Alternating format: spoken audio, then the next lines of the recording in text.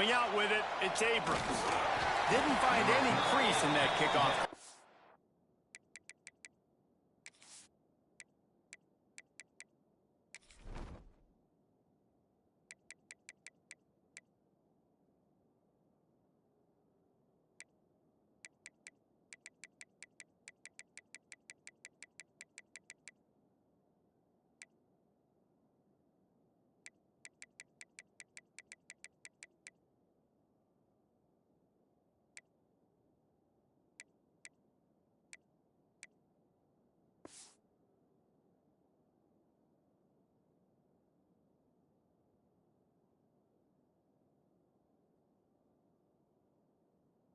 And he'll be stopped up to 17.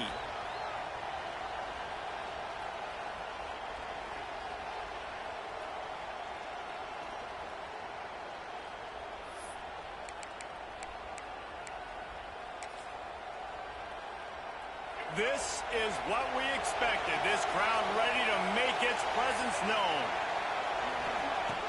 Off the play fake on first down, wants to throw. It's caught downfield. Now they've got even more breathing room out to the 31 and a fresh set of downs. Great job by the offense. Listen, if the defense is going to sit back in zone, you know what you got to do. Run those crossers across the formation. Those guys that are looking at the quarterback, they're not trying to pick up receivers all the time. Make those precise throws right in those holes. Get those first downs. Get those big chunks. They'll get him on the ground at the 46, and it'll be a first down. The defense needs to have a plan for this guy. They weren't ready for that one. Drag route, running all the way across the field. And the DB just can't stay with them because of his speed. And as a result, they give up a big one. On the move, it's Clark.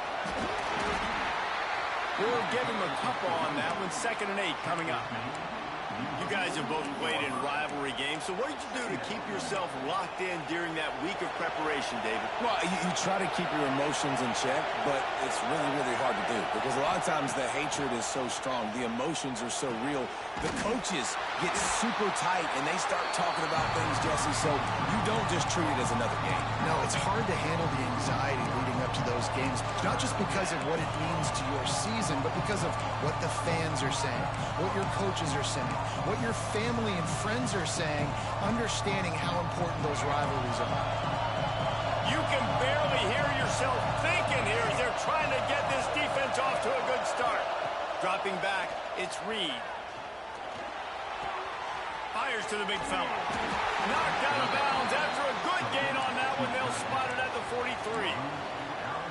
That throw and catch, a really good example of why coaches don't want a quarterback to get stuck on a particular target, isn't it, David? Yep, that's exactly right. Find the guy who's open because you got so many guys that have so much speed that can do so much damage.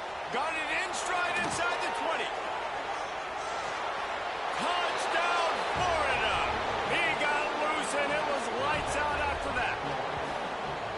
How about that first drive? The hardest thing to do in college football is win on the road. They're the underdog coming into a hostile environment. What do? Possession one, go right down the field and shut everybody in this building up. Getting set for the extra point after putting the scoreboard to work for the first time. And the PAT makes it 7-0. Kickoff unit on the field, and this defense will be called on to protect this lead.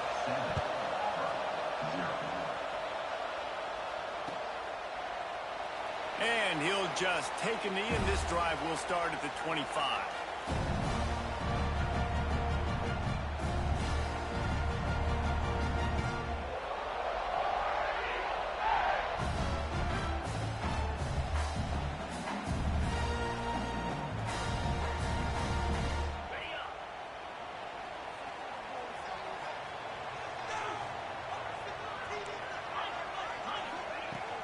The give to the back.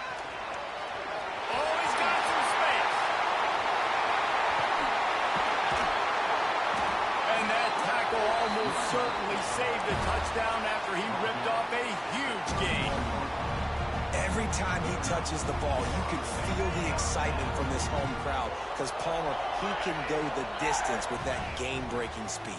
You're right, David. He's a special talent. I'll tell you, these fans, they come here to see this guy play because he has game-breaking speed. Stuff you can't coach. You saw it on this play. Got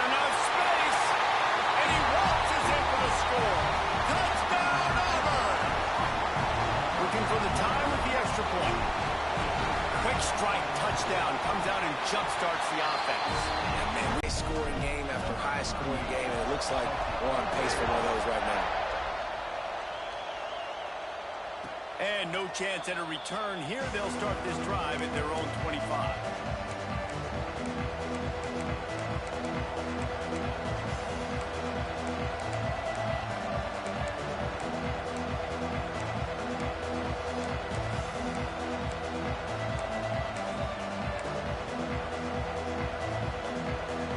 The Gators sending the offense back to work. Took the last drive in for a touchdown. They'll try to do it again on this one. On the ground, it's Clark. Out to the 36-yard line after gaining 10 on that one. Mr. Two-Bits would be proud. The Gators standing up and hollering for a first down. Now, how does that cheer go? Well, first you have to have the yellow shirt and the striped tie and go.